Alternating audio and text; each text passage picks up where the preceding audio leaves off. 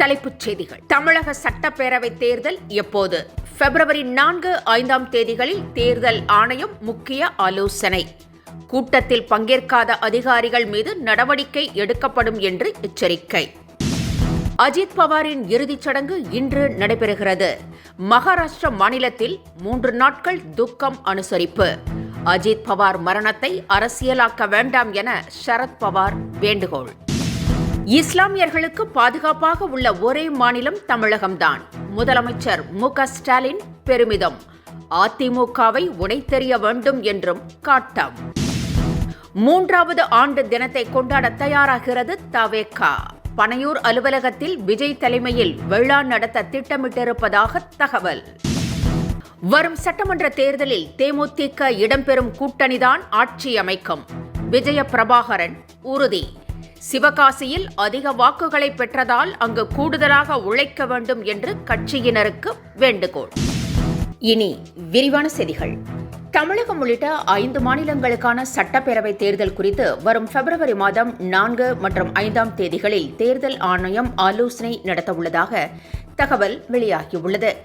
தமிழகம், கேரளா, மேற்கு வங்கம், புதுச்சேரி உள்ளிட்ட மாநிலங்களில் விரைவில் சட்டப்பேரவை தேர்தல் நடைபெறவுள்ளது. இதற்கான ஏற்பாடுகளை தேர்தல் ஆணையம் செய்து வருகிறது.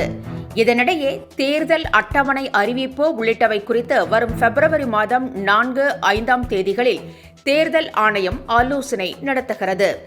இந்த கூட்டத்தில் அதிகாரிகள் கட்டாயம் கலந்து கொள்ள வேண்டும் என்றும் தவறினால் கடும் நடவடிக்கை எடுக்கப்படும் என்றும் எச்சரிக்கப்பட்டுள்ளது.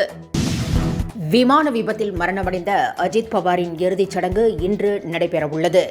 மகாராஷ்டிர மாநில துணை முதலமைச்சர் அஜித் பவார் நேற்று விமான விபத்தில் காலமானார். இச்சம்பவம் நாடு முழுவதும் அதிர்வலைகளை ஏற்படுத்தியுள்ளது. விபத்து குறித்து தீவிர விசாரணை நடைபெற்று வருகிறது. அஜித் பவார் மறைவுக்கு மகாராஷ்டிர மாநிலம் 3 நாட்கள் துக்கம் அனுசரிக்கிறது. இதனிடையே இந்த மரணம் தனக்கு மிகுந்த மனவேதனை அளிப்பதாக கூறியுள்ள சரத் பவார் இதை யாரும் அரசியலாக்க வேண்டாம் என்று கேட்டுக்கொண்டிருக்கிறார். முன்னதாக அஜித் பவார் மரணம் குறித்து மம்தா பானர்ஜி சந்தேகம் எழுப்பி இருந்தார் என்பது குறிப்பிடத்தக்கது. இன்றைக்கு இஸ்லாமியர்களுக்கு பாதுகாப்பாக உள்ள ஒரே மாநிலம் தமிழகம்தான் என்று முதலமைச்சர் மு.க. ஸ்டாலின் பெருமிதம் தெரிவித்திருக்கிறார். அதற்கு காரணம் திமுக தான் என்றும் அவர் தெரிவித்துள்ளார்.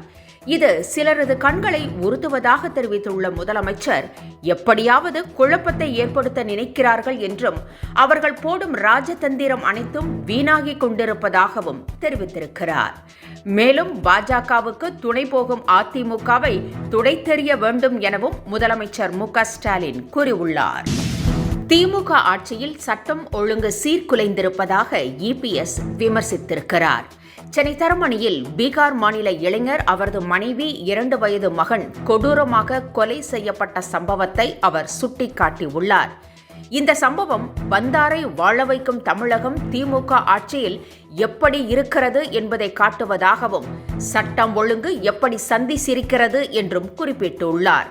இந்த சம்பவத்திற்கு முதலமைச்சர் என்ன பதில் சொல்லப் போகிறார் என்றும் இபிஎஸ் கேட்டிருக்கிறார். தவேக தொடங்கி பிப்ரவரி மாதம் 2 தேதி 2 ஆண்டுகள் நிறைவடைந்து 3வது ஆண்டு தொடங்குகிறது. இதை கொண்டாட அக்கட்சியினர் தயாராகி வருகின்றனர். பனையூரில் உள்ள தவேக அலுவலகத்தில் விஜய் தலைமையில் விழாவுக்கு ஏற்பாடு செய்யப்பட்டிருக்கிறது. அன்றைய தினமே வேட்பாளர் பட்டியலை விஜய் அதிகாரப்பூர்வமாக வெளியிடுவார் என்றும் எதிர்பார்க்கப்படுகிறது.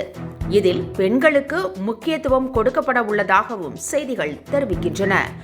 ஆட்சியில் பங்கு கொடுப்பதாக கூறியும் யாரும் வராத காரணத்தாலும் அண்டர் கிரவுண்ட் டீலிங்கும் செட் ஆகாததாலும் விஜய் தனித்து பயணிக்க முடிவு செய்திருப்பதாக கூறப்படுகிறது. வரும் சட்டமன்ற தேர்தலில் தேமுதிக இடம்பெற்றுள்ள கூட்டணிதான் ஆட்சி அமைக்கும் என்று விஜய பிரபாகரன் தெரிவித்திருக்கிறார். சிவகாசியில் பேசிய அவர் 2006 சட்டப்பேரவை தேர்தலில் விருதுநகர் தொகுதியில் தேமுதிக அதிக வாக்குகளை பெற்றதாகவும் இந்த முறை அங்கு வெற்றி பெற கட்சியினர் தீவிரமாக உழைக்க வேண்டும் என்றும் கூறியுள்ளார். விஜய பிரபாகரன் விருதுநகரில் போட்டியிட விரும்புவதால் இவ்வாறு கூறியுள்ளதாகவும் சொல்லப்படுகிறது.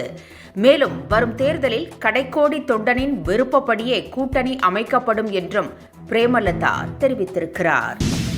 வக்ஃப் வாரியத்தில் பதிவு செய்த உலமாக்களுக்கான பென்ஷன் 3000 5000 ரூபாயாக உயர்த்தப்படும் என்று முதலமைச்சர் மு.க.ஸ்டாலின் அறிவித்திருக்கிறார். IUML மாநாட்டில் கலந்து கொண்ட அவர் 5 முக்கிய அறிவிப்புகளை வெளியிட்டார். கல்லறை தோட்டம் இல்லாத பகுதிகளில் அரசு சார்பில் நிலம் வழங்கப்படும், சென்னை மதுரையைப் போல கோவையிலும் வக்ஃப் தீர்ப்பாயம் அமைக்கப்படும் உள்ளிட்ட அறிவிப்புகளை முதலமைச்சர் மு.க.ஸ்டாலின் வெளியிட்டார்.